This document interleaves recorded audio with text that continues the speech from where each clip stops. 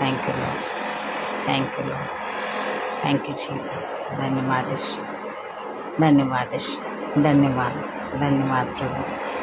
Hallelujah Lord, hallelujah Jesus, धन्यवाद यीशु। Praise the Lord. पुन्हा एक बार संडे आणि त्यासाठी अगोदर मी तुम्हाला सांगू इच्छिते की गेल्या संडेला मी लाईव्ह आली नव्हते, कारण की काही कारणास्तव आणि लग्न होतं, त्याच्यामुळं मी लाईव्ह येऊ शकले नाही। तर तरी पण प्रभूला धन्यवाद की मी आज लाईव्ह येऊ शकले आणि तुम्हा सगळ्यांचं प्रभू येशू ख्रिस्तामध्ये स्वागत करत आहे। खरी शिक्षामध्ये तुमचं सगळ्यांचं स्वागत करत आहे आणि खरी शिक्षा म्हणजे मसीह बैठक। तर खरी शिक्षा जे घेऊन जाते, मी पुन्हा एकदा सांगू इच्छिते, खरी शिक्षा म्हणजे काही संस्था नाही आहे। खरी शिक्षा म्हणजे नाही का, मसीह बैठक म्हणजे एक अशी संस्था नाही आहे, तर मसीह बैठक ही खरी शिक्षणाची मोहीम आहे। आणि खरी शिक्षा हेच आहे की प्रियांनो, प्रत्येक लोकांच्या अंतःकरणामध्ये ती खरी शिक्षा जाते आणि लोकांचं जीवन परिवर्तित होते। आणि जीवन परिवर्तित झालं म्हणजे त्यांनी वचनाला ओळखलं, प्रभू येशू ख्रिस्ताला ओळखलं, असं होतंय प्रियांनो। तर आज MMB मराठी ऑनलाईन चर्च आणि मी सांगू इच्छिते, आज आपण हे घेणार आहोत, सूचना घेणार आहोत, कारण की सूचना सांगणं खूप गरजेचं आहे। सूचना जर नाही सांगितली तर समजणार नाही की मसीह बैठक काय काम करते। ठीक आहे, तर आपण सूचना घेऊया, त्याच्यानंतर आपण आपल्या वचनाकडे वळूया। सूचना अशी आहे की पहिल्यांदा मी सांगू इच्छिते, माझं फेसबुकला तुम्ही लाईक करा, फेसबुक पेजला तुम्ही लाईक करा, माझी यूट्यूब चॅनल आहे त्याला तुम्ही सबस्क्राईब करा, बेल आयकन नक्कीच प्रेस करा, कारण की माझे जे येणारे व्हिडिओ आहेत त्याचे तुम्हाला नोटिफिकेशन मिळेल। ठीक आहे, तर हां, सूचना अशी आहे की येशूची शिक्षा, पेत्राची शिक्षा, पाऊलाची शिक्षा आणि जशी पहिल्या काळातली शिक्षा, तसंच MMBची शिक्षा म्हणजे मसीह बैठकची शिक्षा।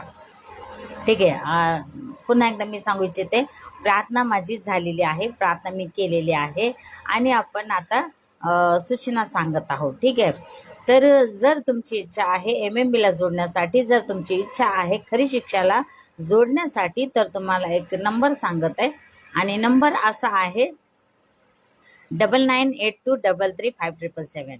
नंबर पुन्हा एकदा मी सांगते, 9982335777। हा नंबरवर तुम्ही कॉल करा आणि याच्यावर तुम्ही काय करू शकता, मसीह बैठकला जोडू शकता। तर आणखीन एक सूचना आहे।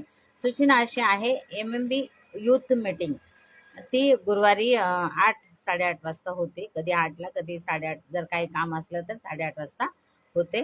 तर तुमची जवान मुलं मुलींना नक्कीच त्या ठिकाणी जोडा, कारण की जवान लेकरांना पण खरं सत्यवचन समजलं पाहिजे।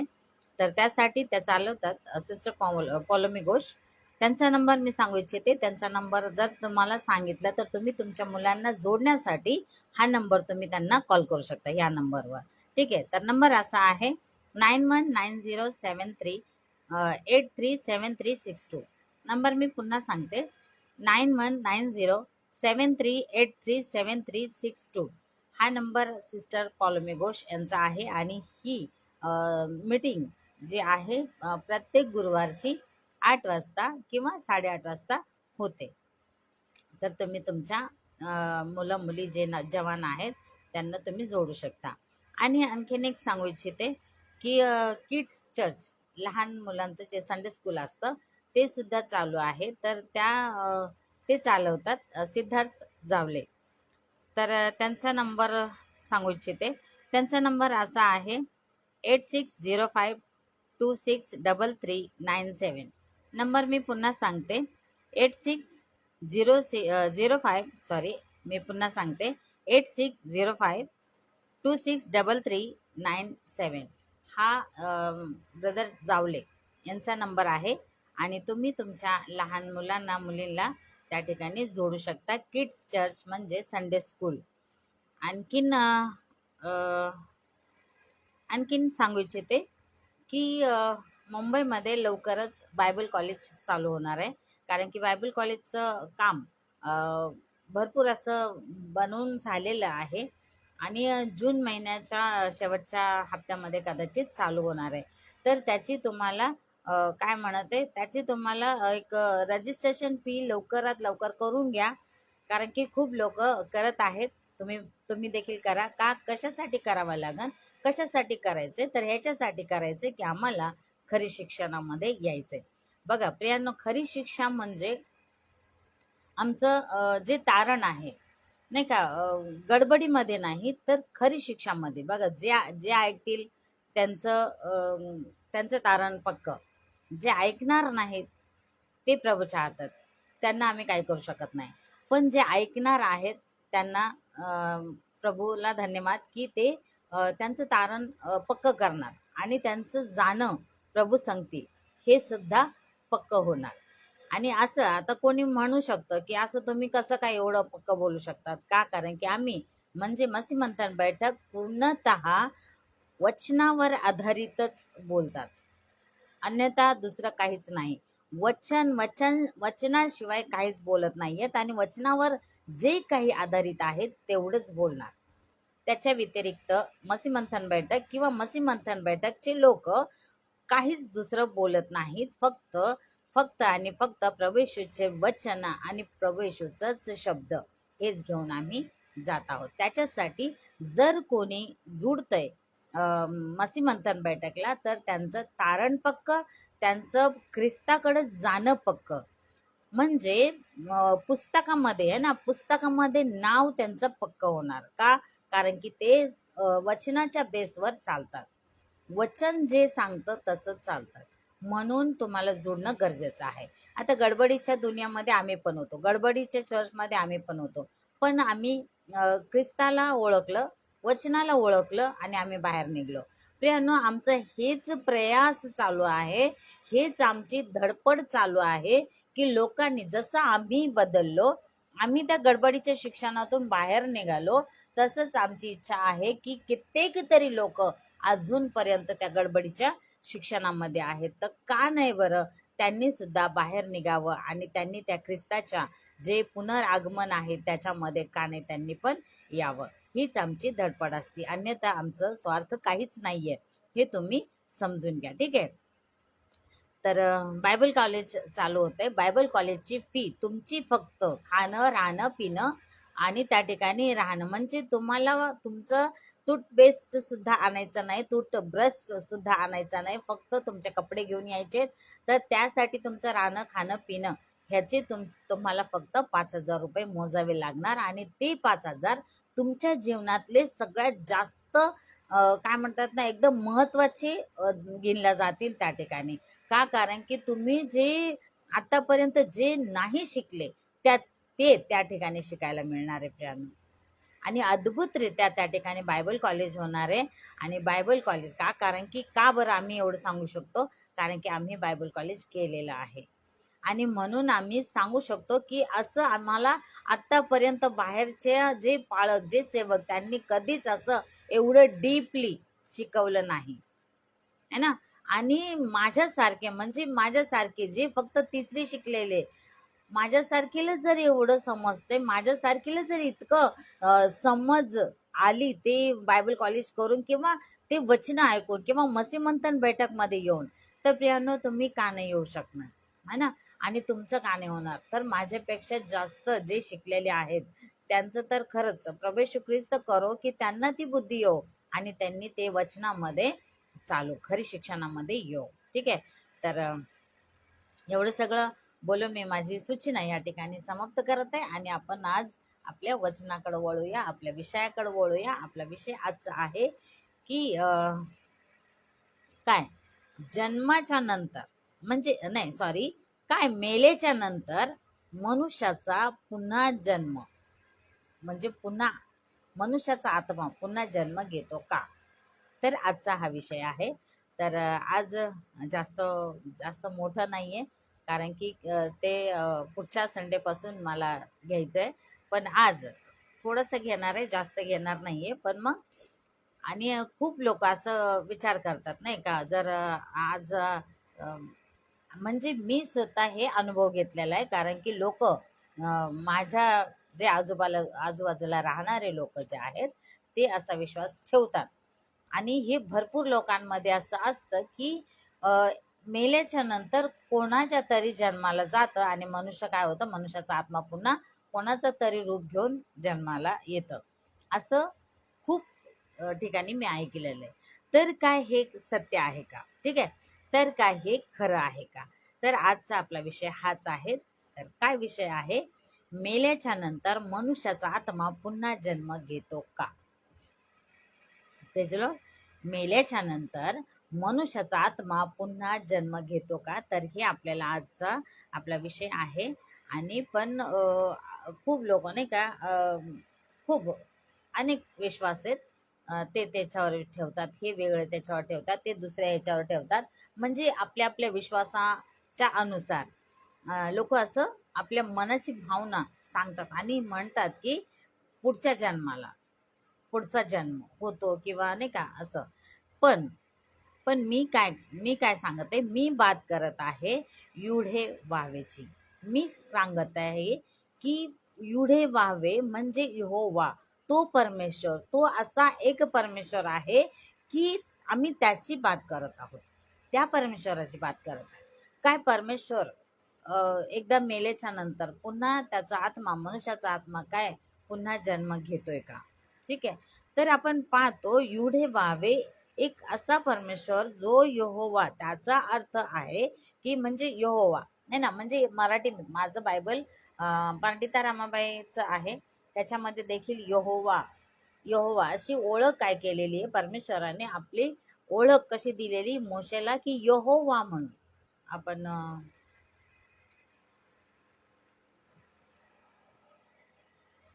Praise Lord. तर माईक घ्यायचं विसरले होते. Praise Lord. तर आजचा आपला विषय आहे, विषय असा आहे की मेल्याच्या नंतर मनुष्याचा आत्मा पुन्हा जन्म घेतो का? ठीक आहे. तर आजचा आपला हा विषय की भरपूर लोकांचा असं म्हणणं आहे, असं त्यांची धारणा आहे की मेल्याच्या नंतर कोणीतरी कोणाच्या तरी जन्माला जातं. ठीक आहे. तर आपण पाहूया काय आहे. पण मी एक सांगू इच्छिते, कारण की भरपूर लोक असं म्हणतात नाही का, हा मेल्याच्या नंतर पुन्हा जन्म आहे, मेल्याच्या नंतर ह्याच्या जन्माला गेला किंवा त्याच्या जन्माला गेला. पण आपल्याला पाहिजे, ठीक आहे. तर आपण पाहतो की मी परमेश्वर जो युढे वाहवे, ठीक आहे, युढे वाहवे ह्याचा अर्थ असा आहे, कारण की मोशेला जे परमेश्वराने ओळख करून दिली ती यहोवा है ना, यहोवा म्हणून अशी ओळख करून दिली.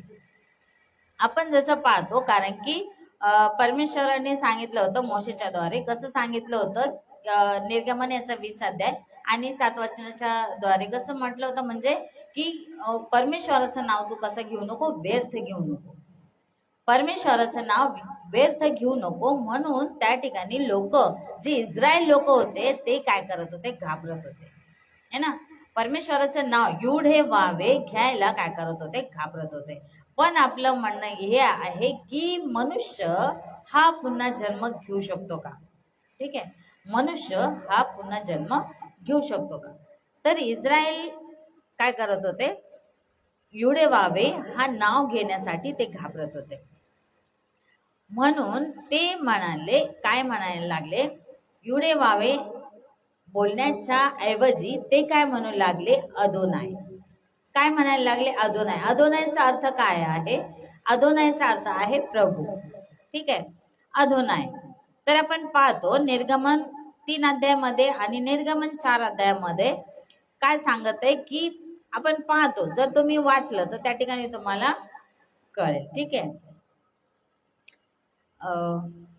आणखीन आपण एक वचन वाचूया. उपदेशकाचं पुस्तक 12 अध्याय 7 वचन काय सांगत आहे, आणि जे परमेश्वराने जे वचन सांगितलेलं आहे, जे आपण म्हणतो, जे मनुष्याची धारणा आहे, काय धारणा आहे की मेल्याच्या नंतर पुन्हा जन्म आहे का, म्हणजे घेतो, मनुष्य जन्माला जातो, कोणाच्या तरी जन्माला जातो. ठीक आहे. पण आपल्याला एक वचन वाचून दाखवते. वचन काय सांगत आहे, उपदेशकाचं पुस्तक याचा 12 अध्याय 7 वचन काय सांगते, मग धूळ पूर्वीसारखी भूमीस पुन्हा मिळेल. धूळ पूर्वीसारखी भूमीस पुन्हा मिळेल आणि ज्या देवाने जीव आत्मा दिला त्याच्याकडे तो परत जाईल. मग आता आपण या ठिकाणी पाहतो की जर धूळ मातीला मिळणार आहे ना, मातीला मिळणार आहे, जो परमेश्वराने जो आत्मा दिला तो त्याच्याकडे जाणार आहे. पण मग कसं म्हणू शकतो की काहीतरी जन्माला गेलाय, कोणत्या तरी मनुष्य मेल्याच्या नंतर काहीतरी जन्माला गेलेलं आहे, म्हणजे कोणाच्या तरी जन्माला गेलंय, तर कसं म्हणू शकतो आम्ही? जर परमेश्वर म्हणत आहे, ठीक आहे, परमेश्वर म्हणत आहे की मातीला मिळेल आणि परमेश्वराचा जो आत्मा त्याने दिलाय तो त्याच्याकडं परत जाईल, है ना. नसेल ऐकलं तर मी पुन्हा एकदा वाचून दाखवते. उपदेशकाचं पुस्तक 12 अध्याय 7 वचन काय सांगते, मग धूळ पूर्वीसारखी, म्हणजे जशी पूर्वीसारखी म्हणजे काय, म्हणजे मनुष्याला ज्या परमेश्वराने मातीने घडलं है ना, धुळीतून घडलं. धूळ पहिल्यांदा जे मी जेव्हा नाही का माझं संदेश आहे, धूळ मनुष्य काय आहे, तर धूळ आहे, रस्त्याची धूळ, माती है ना, धुळीपासून आपण या ठिकाणी उपदेशकाच्या पुस्तकामध्ये तसेच आपण वाचतोय, काय वाचतोय, मग धूळ पूर्वीसारखी भूमीस पुन्हा मिळेल आणि ज्या देवाने जीवात्मा दिला त्याच्याकडे तो परत जाईल. मग आपण कसं म्हणू शकतो की मनुष्य पुन्हा जन्म घेईल, है ना. तर आपण आणखीन एक वचन पाहू, इब्री पत्र याचा 9 अध्याय 27 वचन काय सांगत आपण पाहूया. आणि ज्याप्रमाणे माणसास एकदाच मरणे व त्यानंतर न्याय ठरणे हे नेमून ठेवले आहे. तुम्ही नसं ऐकलं तर मी पुन्हा एकदा वाचू का? हा, इब्री पत्र 9 अध्याय 27 वचन काय सांगते, आणि ज्याप्रमाणे माणसास एकदाच मरणे व त्यानंतर न्याय ठरणे आहे हे नेमून ठेवले आहे. मग जर न्यायाच्या नेमून ठेवले, न्याय होण्यासाठी जर नेमून ठेवले आहे, तर आम्ही कसं म्हणू शकतो की मेल्याच्या नंतर काहीतरी आम्हाला जन्म आहे, है ना, कोणाच्या तरी जन्माला जायचंय. कसं बोलू शकतो आम्ही? जर जन्माला जायचंय तर मग आपण आता एक तुम्हाला एक लॉजिक सांगते. जन्माला जर जायचंय, ठीक आहे, मेल्याच्या नंतर आपण म्हणतो ना, ठीक आहे, आपण एक काय म्हणतात ना, थोडस लॉजिक लावू, आपण पिक्चर तयार करू आपल्या दिमागामध्ये, ठीक आहे. काय सांगायचंय आपल्याला, काय म्हणायचंय, तर मेल्याच्या नंतर मनुष्य पुन्हा जन्माला आहे का? ठीक आहे. मग आता मनुष्य समजा आता मेला, त्याच्यानंतर जन्माला येणार आहे, ठीक आहे. मग तो जन्माला येणार आहे, मग तो घाबरेल का? काहीच करायला घाबरणार नाही, काहीच, म्हणजे इतकं पापामध्ये जरी पडला, कारण की त्याला माहिती मेल्याच्या नंतर पुन्हा जन्म घ्यायचा आहे मला, ठीक आहे. पण मग परमेश्वराचं या ठिकाणी वचन असं सांगतं, आणि ज्याप्रमाणे माणसास एकदाच मरणे व त्यानंतर न्याय ठरणे हे नेमून ठेवले आहे. न्याय होणार आहे प्रियानो, जन्म नाही, पुन्हा जन्म नाही, एकदाच जन्म, एकदाच. जो आमच्या आतमध्ये जो आता श्वास आहे ना, आज आमच्यामध्ये जो श्वास आम्ही घेतोय ना, हे परमेश्वराचा धन्यवाद, ही परमेश्वराला महिमा का, कारण की ही त्याची दया आहे. की आज आम्ही जिवंत आहोत. ही त्याची दया आहे की आज आम्ही तो श्वास जो त्यांनी दिलेला आहे ना, तो श्वास आम्ही घेत आहोत. दुसरा जन्म नाही. जर दुसरा जन्म असता, आता तर काहींची म्हणजे ती धारणा, म्हणजे त्यांनी ते मनामध्ये ठरवून ठेवलेलं आहे की मेल्याच्या नंतर पुन्हा कोणाच्या तरी जन्माला यायचंय. पण मेल्याच्या नंतर कोणाच्या तरी जन्माला यायचंय ही आमची स्वतःची धारणा, आमच्या मनाची विचार आहेत ते काय हे सत्य आहे का? जर हे सत्य असतं तर माहिती नाही कितीतरी आणखीन पाप केलं असतं लोकांनी, आणखीन पापामध्ये. कारण की त्यांना माहितीये आता आम्हाला काय आहे, आता आम्ही जगतोय, मेल्याच्या नंतर पुन्हा जन्म घ्यायचा आहे. मग ते कशाला घाबरतील? मग ते घाबरणार नाहीत. पाहिजे तितकं पाप करणार, पाहिजे तसं वागणार, पाहिजे तसं करणार, पाहिजे तसं करू शकतात. का? कारण की त्यांना माहिती आहे ना. आपण एक लॉजिक लावलंय, ठीक आहे. एक लॉजिक म्हणजे एक मनामध्ये आपल्या एक काय म्हणतात त्याला, एक पिक्चर तयार करायची का खरंच असं जर झालं तर मग कोणी घाबरणार का? नाही घाबरणार ना. कशाला घाबरतील? कारण की त्यांना माहिती आज जरी आम्ही मेलो, आम्ही जे काही केलं, जे काही पाप केलं, इतके सारे पाप केले, खूप काही, म्हणजे घरामध्ये पण नीट नाही, बाहेर पण नीट नाही, लोकांमध्ये नीट नाही, भावासंगती नाही, बहिणी बहिणींसंगती नाही, आई वडिलांसंगती नाही, कोणासंगती नीट नाही.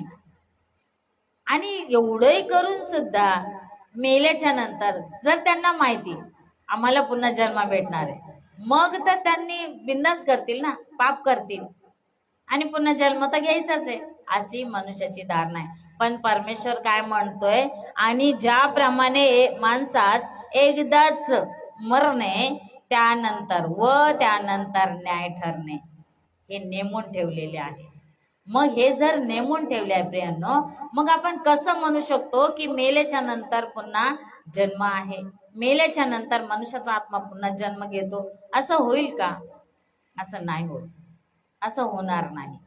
का? कारण की परमेश्वर असा ते होऊ देणार नाही. जर तसं झालं तर मग न्यायाच्या दिवशी जे न्यायस्थानासमोर जे या ठिकाणी लिहिलेलं वचन जे लिहिलेलं आहे याचं काय? मग हे वचनाचं काय होणार? परमेश्वराने जे वचन सांगितलं ते खरं होईल ना, की आम्ही जे विचार करतो ते खरं होणार नाही. ठीक आहे, परमेश्वराने जे बोललंय ना ते खरं होणार. Praise Lord. परमेश्वराने जे बोललंय ना ते खरं होणार आहे. आणि दुसरं म्हणजे आम्ही आमची विचार नाही मांडू शकत परमेश्वरासमोर. परमेश्वराची जी इच्छा आहे ना तीच आम्ही हे करू शकतो, त्यालाच आम्हाला सामोरे जायचे. एक दिवस आम्हाला काय करायचंय, त्या परमेश्वरासमोर मेल्याच्या नंतर आम्हाला एकच जीवन दिलेलं आहे प्रियांनो, एकच जीवन आहे. त्या जीवनामध्ये ते जीवन जगत असताना त्या जीवनामध्ये प्रत्येक गोष्ट आम्हाला काय होते, आमची गोष्ट, प्रत्येक गोष्ट त्या पुस्तकात लिहिल्या जाते. हे कोणाला माहिती आहे का? आम्ही काय बोलतोय, आम्ही कोणाविषयी काय म्हणतोय, हे कोणाला माहिती आहे का? ठाऊक आहे का? नाही. पण हे प्रत्येक शब्द आहे ना, प्रत्येकाचं एक एक पुस्तक आहे परमेश्वराकडं, यहोवाकडं, युढे वाहवेकडं. प्रत्येकाचे पुस्तके खोलले जाणार. वचन काय सांगते? पुस्तके उघडले जातील, पुस्तके उघडले जातील. मग कोणाचे ते पुस्तके? आणि मग पुन्हा असं सांगितलंय का एक पुस्तक उघडलं जाईल. जर पुस्तके उघडले जातील तर प्रत्येकाचं एक एक पुस्तक आहे. त्याच्या जीवनामध्ये जे काही त्यांनी केलंय, त्याच्या जीवनामध्ये जे काही त्यांनी बोललंय, जसं त्यांनी जीवन जगलंय ते प्रत्येक त्या पुस्तकामध्ये लिहिलं गेलेलं आहे आणि लिहिल्या जाणार आहे. का हे शब्द माहिती होते का? हे माहिती होतं का हे वचन? जर नाही माहिती तर माहिती करून घ्या. कारण की आमचं बोलणं सहज नाही, आमचं राहणं असंच नाही. जे परमेश्वराने जर दिलंय, प्रत्येक मनुष्यामध्ये जर परमेश्वराने त्याचा आत्मा घातलाय, तर परमेश्वर एक दिवस न्यायाच्या दिवशी प्रत्येक मनुष्याला त्याच्या समोर उभं राहणं आहे, उभं राहावं लागणार आहे, उभं राहावं लागणार आहे त्या परमेश्वरासमोर. आम्हाला त्या परमेश्वरासमोर उभं राहायचंय आणि प्रत्येकाला आपला आपला न्याय द्यायचा आहे. न्यायाच्या दिवशी मग काय होणार? न्यायाच्या दिवशी आम्ही म्हणतो ना, मनुष्याचा जन्म आता झाला, मेल्याच्या नंतर पुन्हा जन्म. पण आहे का? नाहीये, तसं नाहीये, असं होणार नाही. कारण की परमेश्वर म्हणतो, आपण तुम्ही जर नसन ऐकलं, पुन्हा एकदा मी वाचून दाखवते. इब्रिकरस पत्र 9:27 असं सांगत आहे, आणि ज्याप्रमाणे माणसास एकदाच मरणे व त्यानंतर न्याय ठरणे हे नेमून ठेवलेले आहे. हे नेमून ठेवलेले प्रियांनो, हे नेमून ठेवलेले. काय आम्हाला माहिती आहे का? काय आम्हाला हे ठाऊक आहे का? नाही ठाऊक तर आता ठाऊक करून घ्या. जर माहिती नाहीये तर आता माहिती करून घ्या. का? कारण की मनुष्याचा जन्म आता मेल्याच्या नंतर जन्माला येणार नाही. एकच जीवन आहे, एकच मरण आहे. एकदाच आम्हाला जगायचंय, एकच जीवन दिलेलं आहे, आणि त्या जीवनामध्ये आम्ही काय करत आहोत ते प्रत्येक शब्द आमचा त्या पुस्तकामध्ये लिहिल्या गेलेला आहे आणि लिहिल्या जात आहे. मग आमच्याकडे हे आम्ही परीक्षण करू शकतो की आम्ही काय करत आहोत.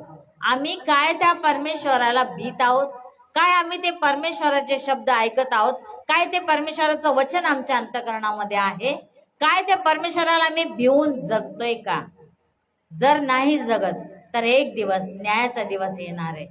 एक दिवशी न्यायाचा दिवस येणार आहे. ह्या ठिकाणातून, ह्या भूतलावरून, ह्या पृथ्वीतून एक दिवस आम्हाला जायचंय. हे लक्षात ठेवा. आम्हाला या ठिकाणातून एक दिवस जायचं आहे. मग कुठं जायचंय? कोणी असं म्हणू शकत नाही की मेल्याच्या नंतर कोणी पाहिलंय. नाही, हे म्हणू नका. मेल्याच्या नंतर कोणी पाहिलं नाही. बायबल सांगते हे सत्य आहे. परमेश्वराचं वचन हे सत्य आहे. युढे वावेचं वचन हे सत्य आहे. यहोवा काय म्हणत आहे हे सत्य आहे. ठीक आहे, हे सत्य आहे. उपदेशकाच्या पुस्तकामध्ये आपण आता वाचलं, काय वाचलंय की मग धूळ पूर्वीसारखी भूमीस पुन्हा मिळेल, आणि ज्या देवाने जीवात्मा दिला त्याच्याकडे तो परत जाईल. त्याच्याकडे तो परत जाईल. मग तुमचा पुन्हा जन्म कुठून आला? पुन्हा जन्म कसा काय होणार? होणार आहे का? नाही होणार. मग काहीतरी कुठेतरी ठेवायचं आणि मग दुसऱ्या दिवशी बघायचं का कोणाच्या जन्माला गेलं. नाही जात, असं होत नाही. परमेश्वर असं म्हणत नाही आणि असं करणार नाही. कारण की एकदाच मरणे, त्यानंतर न्याय ठरणे हे नेमून ठेवलेले. ठीक आहे, हे नेमून ठेवलेले. एक दिवस प्रत्येकाला त्या परमेश्वरासमोर आम्हाला काय करायचंय? उभं राहायचंय, आणि प्रत्येकाचा आपला आपला न्याय काय करायचाय? द्यायचा आहे. पुस्तके उघडले जातील प्रियांनो, हे खोटं नाहीये. हे 1,00,000% खरं आहे. लाख आणि 1% खरी आहे ही बात, आणि हेच खरं होणार आहे. परमेश्वराचं वचन एक ना एक शब्द पूर्ण झाल्याशिवाय राहणार नाही. पूर्ण झाल्याशिवाय राहणार नाही प्रियांनो. मग आम्हाला माहिती पाहिजे, आम्ही कसं म्हणू शकतो की आम्ही पुन्हा जन्माला येणार, आम्ही काहीतरी आमचा जन्म येणार आहे ना, आम्ही मेल्याच्या नंतर पुन्हा जन्म घेणार आहे. आम्ही हे कसं बोलू शकतो? नाही बोलू शकत ना. नाही, कारण की एकदाच मरणे आहे ना, एकदा मरणे आणि त्यानंतर न्याय ठरणे हे नेमून ठेवलेले. मग जर न्याय नसता तर तसं झालं असतं, पण तसं नाहीये ना. न्याय आहे, न्याय होणार आहे, आणि पुस्तके उघडले जातील. पुस्तके उघडले जातील प्रत्येक मनुष्याचे. एक मिनिट.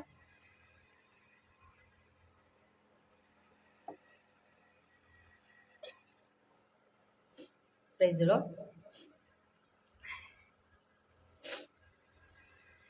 प्रत्येक मनुष्य त्या परमेश्वरासमोर उभं राहणार आहे.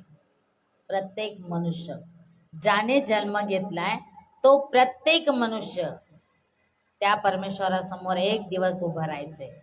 आणि प्रत्येकाची जे पुस्तक आहे, जे काही आमचं जीवनामध्ये आम्ही जे जगत आहोत त्या जीवनामध्ये जे काही केलेले त्या ठिकाणी लिहिल्या गेलेले प्रियांनो,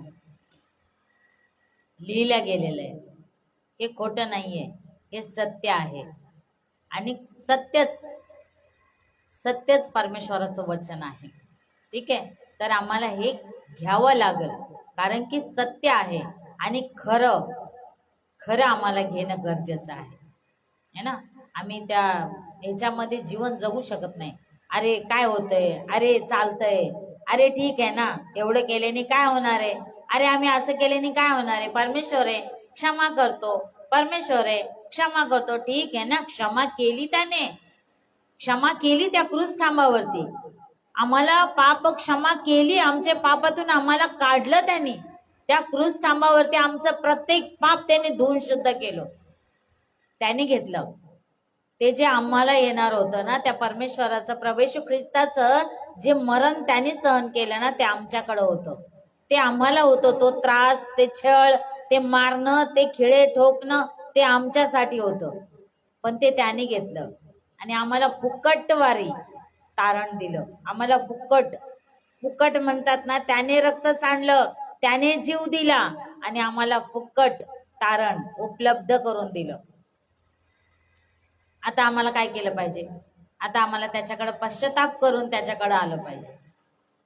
ठीक आहे, नाहीतर एक दिवस आम्हाला त्याच्या पुढे उभं राहायचंय आणि आम्ही आमच्या जीवनामध्ये काय केलंय हे सरळ आमच्या समोर ती पुस्तक उघडल्या जाणार आहे आणि मग आम्हाला त्या पुस्तकाच्या अनुसार आम्हाला न्याय होणार आहे, आमचा न्याय होणार आहे, आमचा न्याय होणार आहे. जसं आमचं जीवन त्या पुस्तकामध्ये लिहिलेलं आहे तसं आमचा न्याय होणार आहे.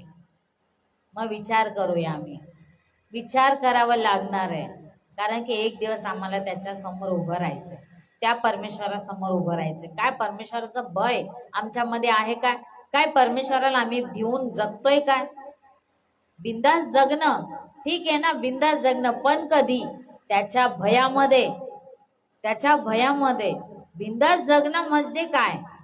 म्हणजे इथं जायचंय तिथं नको भीती वाटते, इथं जायचंय तिथं नको भीती वाटते, लोक काय म्हणतील ह्याची भीती, ह्याची भीती बाळगायची नाही, फक्त त्या एकाचीच भीती बाळगायची. तो कोण? तो परमेश्वर. युढे व्हावे तो यहोवा, त्याची भीती बाळगा. म्हणजे कोणाची भीती बाळगण्याची गरज नाहीये. हा, त्या परमेश्वराची भीती बाळगली ना, मग कोणाची गरज नाहीये भीती बाळगण्याची, कारण की तो आमच्या संगतीत जर आहे मग बस आहे ना. न्यायाचा प्रसंग कशाला येईल जर परमेश्वर आमच्या संगतीत, जर वचन असं सांगतं परमेश्वर जर माझ्या पक्षाचा, माझा वैरी कोण? परमेश्वर जर माझ्या पक्षाचा तर माझा वैरी कोण? आणि आपण ह्याचं उलट करूया, ह्याचं उलट करू. वचन असं सांगतं ना, परमेश्वर जर माझ्या पक्षाचा तर माझा वैरी कोण? मग आपण असं घेऊया, जर परमेश्वर माझ्या पक्षाचा नाहीये, आपण उलट करतोय, परमेश्वर जर माझ्या पक्षाचा नाहीये तर मग माझे वैरी, सारी दुनिया पण वैरी आणि परमेश्वर पण. परमेश्वर पण माझा, म्हणजे मी परमेश्वराचं काय करतोय? मी परमेश्वरा सांगते दुश्मनी करतोय, वैर करतोय ना, आम्ही वैर करतो. जर आम्ही जगा सांगती समरूप होतो, जर आम्ही शैतानाचा हात पकडतोय, जर आम्ही शैतानाचा हात पकडून चालतोय, तर आम्ही कोणाचे वैरी होतो? परमेश्वराचे. हा, परमेश्वराची वैरी होतो आम्ही. आणि मग परमेश्वराचं संगती जर वैर केलं तर आम्ही काय होणार? आम्ही जगू का? आम्ही जगू का? त्याच्या समोर टिकू का? टिकावं लागेल का? हे कधी समजलं होतं का? नव्हतं समजलं. मग समजून घेणं गरजेचं आहे ना. आमचं जीवन हे आमचं नाही हो, आमचं जे जीवन दिलंय ना ते आमचं नाहीये, त्या परमेश्वराने दिलंय. ही त्याची दया आहे की आज आम्ही जिवंत आहोत, ही त्याची दया आहे. मग जर त्याच्या दयेला काय म्हणतात ना, त्या ह्याच्यासारखं जगलं म्हणजे हट्टीपणा, काय तुम्हाला माहितीये है ना, म्हणजे हट्टीलापणा, कसं पण जगायचंय, त्या परमेश्वराला आवडेल का? नाही आवडणार ना, नाही आवडणार. का? कारण की एक दिवस आम्हाला त्याच्यासमोर, आज आम्हाला काय नाही वाटत आहे, आज आम्ही जगत आहोत, जसं पाहिजे तसं जगत आहोत, पण एक दिवस त्याच्या समोर उभं राहायचंय, हे लक्षात असू द्या. एक दिवस त्याच्या समोर उभं राहायचं हे आमच्या लक्षात असलं पाहिजे, आमच्या ध्यानात घेतलं पाहिजे की आम्ही काय करत आहोत, की आम्ही एक दिवस आम्हाला त्या परमेश्वरासमोर उभं राहायचंय, एवढे वावे समोर उभं राहायचंय. मग त्या ठिकाणी उभं राहिल्याच्या नंतर काय आम्ही टिकू का, काय आमचा टिकाव लागेल का, काय आम्ही आज जे म्हणत आहोत ना की मेल्याच्या नंतर पुन्हा मनुष्याचा आत्मा काय करणार आहे, पुन्हा जन्म घेणार आहे, हे खरं आहे का? नाहीये. हे खरं नाही, हे खरं नाहीये, हे होणार नाही, हे सत्य नाहीये.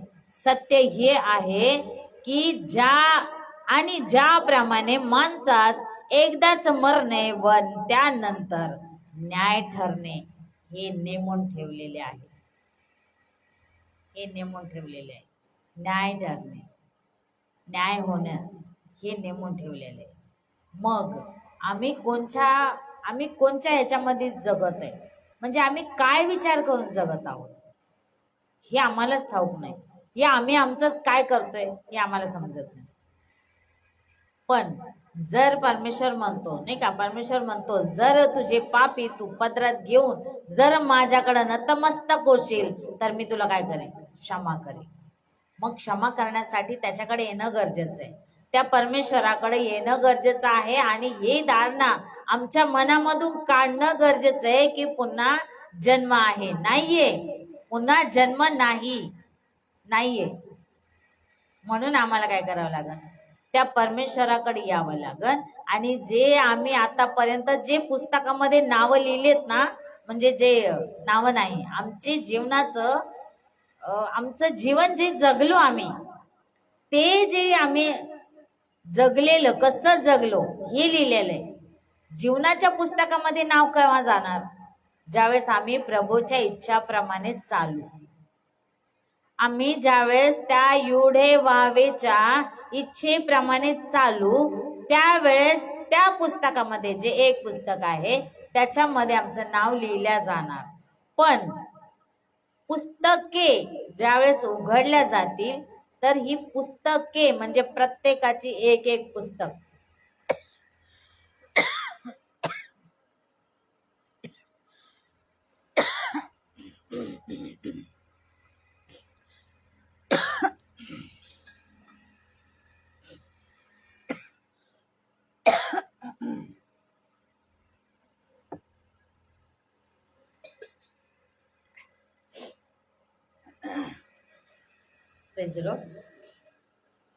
प्रत्येकाच्या जीवनाची एक एक पुस्तक ते उघडल्या जातील.